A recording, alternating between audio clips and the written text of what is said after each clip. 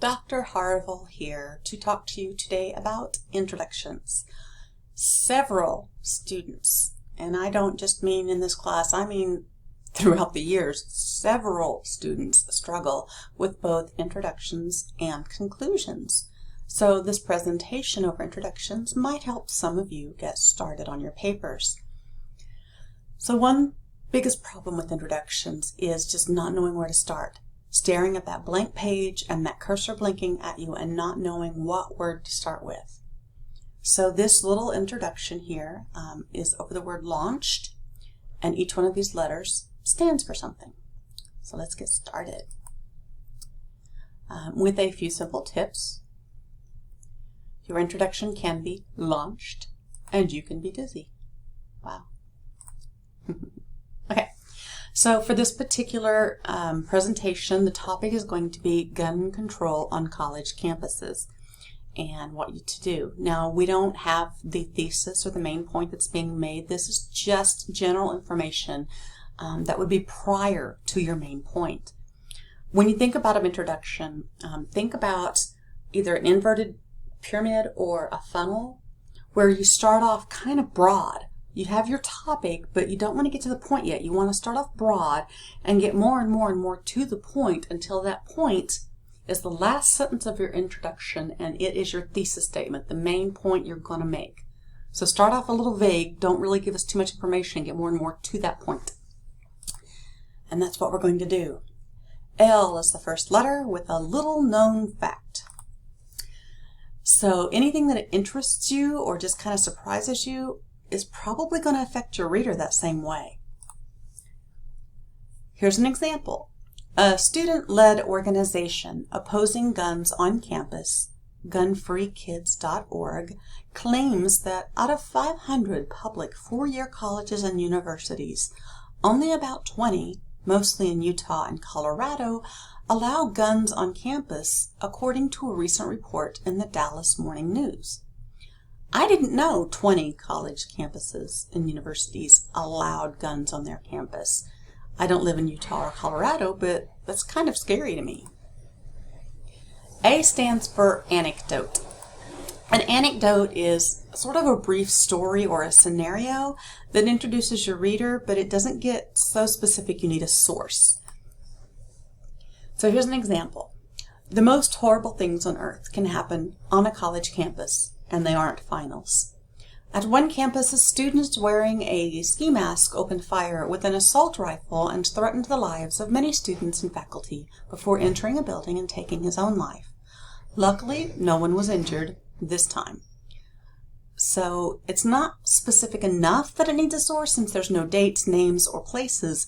It's close to it because there are some specifics about the ski mask and assault rifle, but still, you can consider it general information.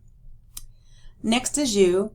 I don't know a word that starts with you that would help out with being launched, and question is the only thing I could come up with, and I couldn't find a word near launched that had a Q. So you're stuck with you for question. Just make sure it's one question, and it's a very thought-provoking question that your entire essay is going to talk about. So you don't want a yes-no answered question. You want one that your reader's going to go, that's a good question. And you don't want a lot of questions because then you appear as though you don't know the answer and you're asking your reader. So one really good thought-provoking question helps. Here we go. But wouldn't most Oklahomans favor allowing guns on college campuses, even in the hands of trained and licensed individuals? Since many hunters reside in this state, this is difficult to answer.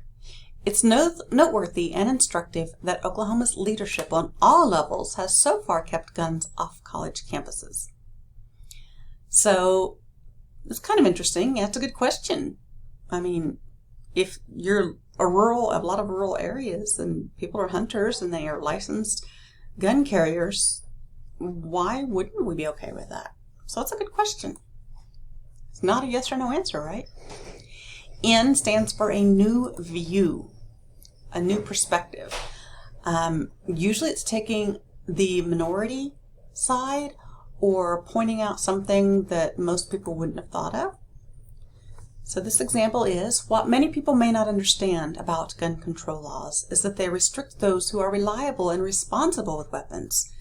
These may include hunters, members of a gun club, or individuals who grew up around guns and know what they're doing. Those who aren't responsible with guns are the ones that make a gun control policy necessary. So the way this is kind of getting about is that if you have a policy on gun control, people who aren't responsible are the ones who are probably going to break the law and the policy about gun controls anyway. And it's restricting those who follow laws and who are trained. So it's kind of a different perspective, a minority perspective. C stands for current event. So anything that is in the headlines, even if it's old news that's been revisited, it helps to mention that. An example, the latest shooting incident on a college campus has predictably reignited the debate over allowing guns to be carried on campuses. Since that occurrence, a smattering of other campus shootings have seared the national consciousness. Most recently, the April 2007 Virginia Tech mass shooting that left 33 dead, and the University of Alabama in Huntsville shootings last February that left 3 biology professors dead, allegedly at the hands of another professor. So that's even scarier. The other professor, it's not just students bringing guns to campus, it's professors bringing guns to campus. Okay, next is H for history. Sometimes you need more history than others, and sometimes more explanation than others, but some background information would usually help. This really comes in handy with broad topics. For example, cloning. If your paper's about cloning, we need some specifics. Are we talking human cloning? What is human cloning? Are we talking organ cloning, or are we talking about specific types of cloning? Are we cloning animals? So this is where it would warm up to what cloning is in particular, to Dolly, the sheep that was cloned, the first living animal, and then get more and more to the point of whether or not cloning needs regulations or so. It just gets more and more to the point, and that's where history comes in.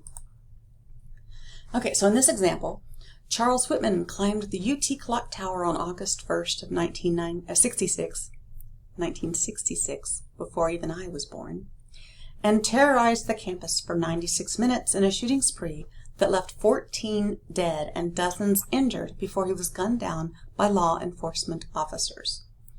That's scary if you think about it. That's an hour and a half of somebody on a clock tower who can see all the grounds shooting at random people.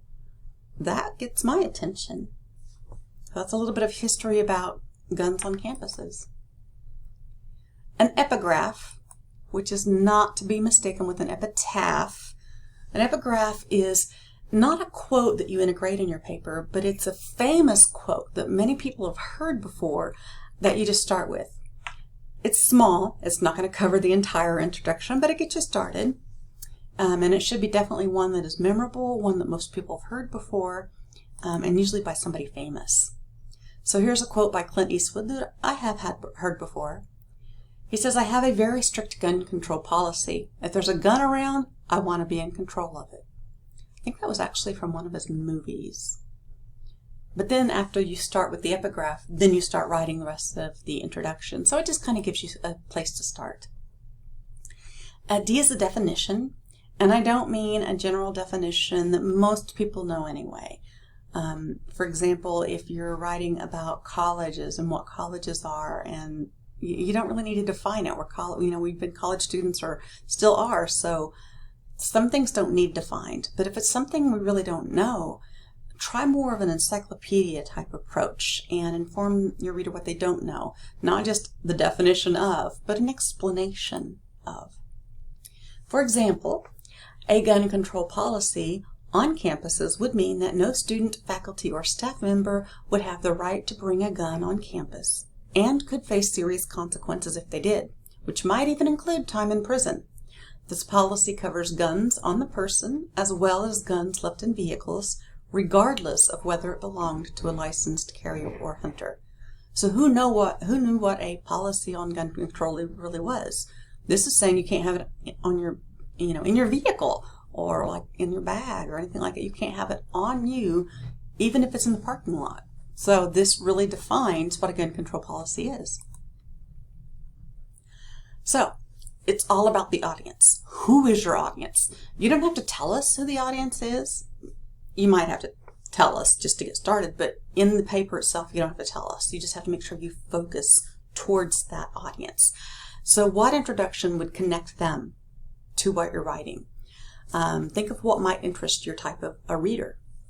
Or establish a scene, like from a play, Act 1.